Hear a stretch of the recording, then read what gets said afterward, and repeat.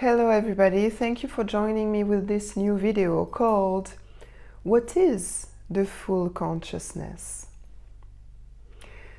There are concepts like this. We always have a small doubt over what it means, what's behind. So what does it mean to be in full consciousness?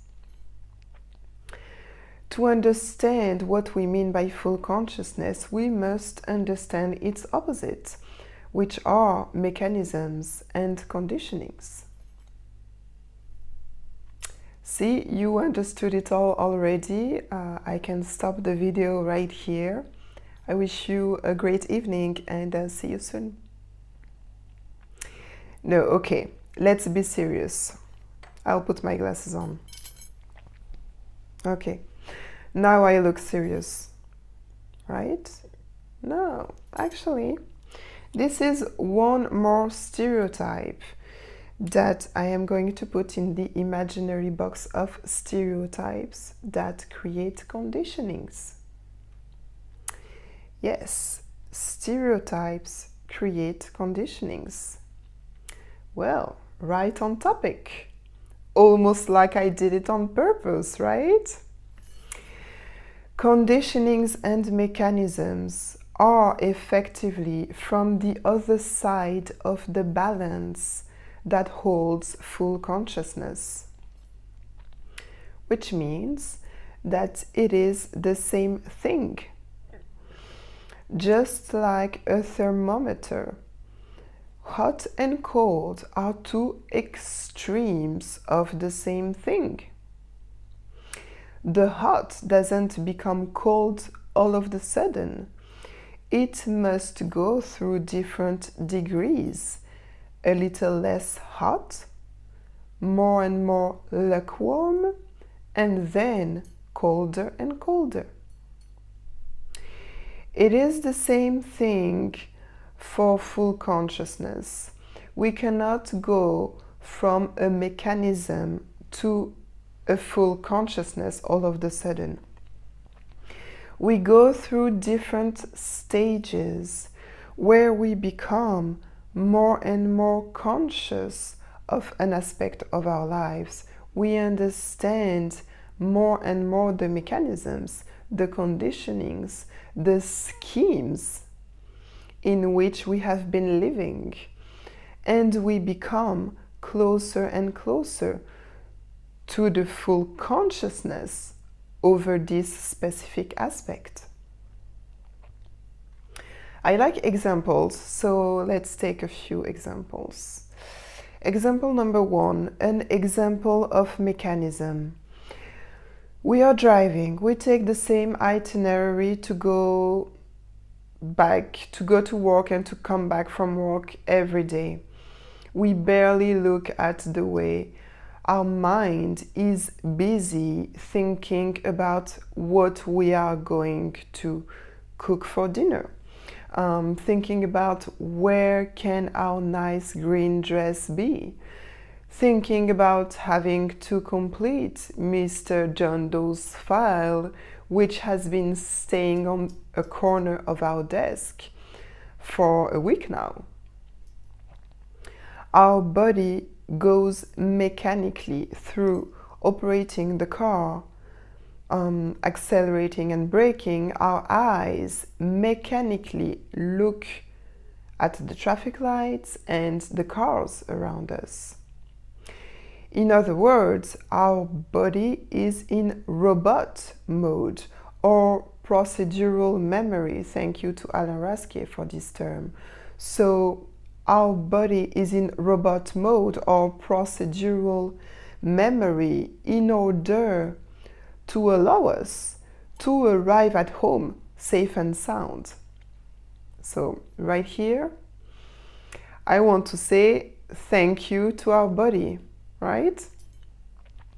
So in this example, we follow a physical mechanism.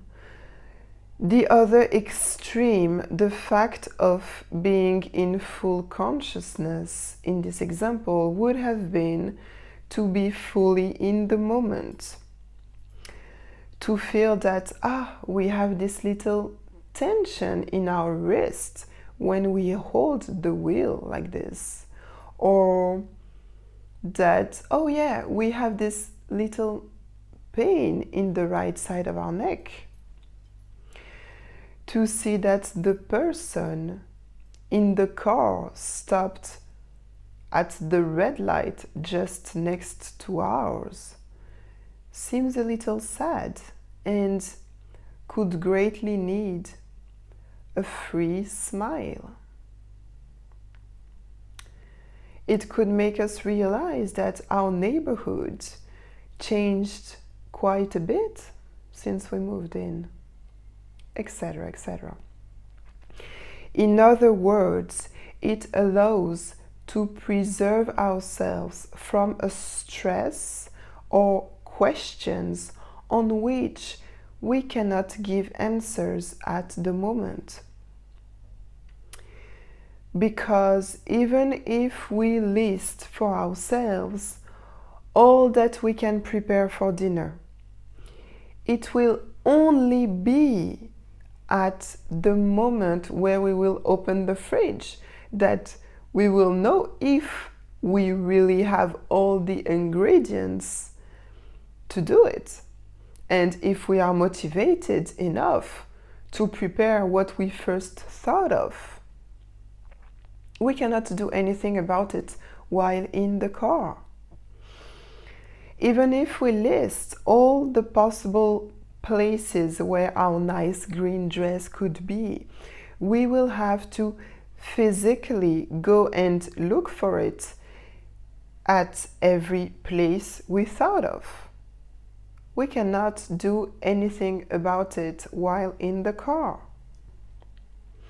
Even if we motivate ourselves to finish the John Doe's file, who knows if tomorrow morning we won't have a more urgent file to handle, forcing us not to be able to complete the John Doe's one once more. Once again, we cannot do anything about it while in the car. Example number 2, an example of conditioning. From their youngest age, boys are conditioned to show neither their pain nor their feelings. How many times did you hear an adult tell a crying little boy, stop crying, you're not a girl?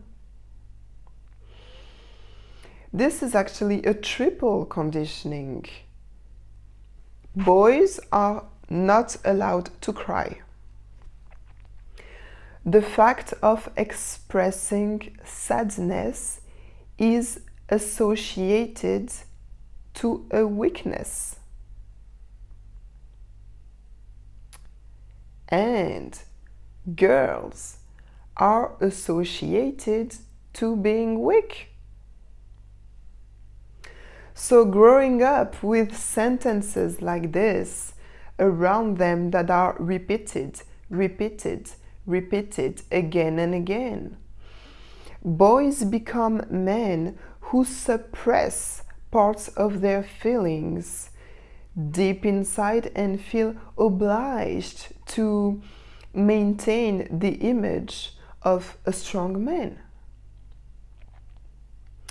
And girls become women who feel like they are being held into a system which does not allow them to take a position of power, a position showing strength. If we want to change the society, we have to change the way we speak at children. Adults too, of course, but let's allow today's kids to be freed from the conditionings that we ourselves took or are taking so many years to overcome, that our parents and grandparents continue to overcome for those who become conscious of all this. Of course, in each of these examples, just like in real life, we alternate moments of mechanism or conditionings with moments when we are more conscious of things. And the more we become conscious of these remaining pieces of mechanisms or conditionings, the more we can decide whether to keep them or replace them by moments of full consciousness. Or, in other words, be in the present time. This is a choice and there is nothing wrong with it. Everybody follows his or her own life as he or she wishes to. But at least they know why, which is great, because knowing why we act a certain way, we take back our personal power. We don't do things because others do so, or because we were told it was this way. No, we live for ourselves. We make our own choices, our own comprehensions. And when we know why we do things, we become more difficult to be manipulated by others. Even though others use a kind of unconscious manipulation for the majority, where they themselves nourish conditionings that they accept as true without wondering why. So let's be in the moment, in the present moment, and by doing so, let's take back our personal power. This is it, the full consciousness. I hope you liked this video. Please don't hesitate to share in the comments any comprehension you may have had on this subject. It could actually help other people realize it for themselves if they are going through the same things. Thank you for watching, thank you for liking, thank you for subscribing. I wish you a very pleasant day and see you soon. Bye bye.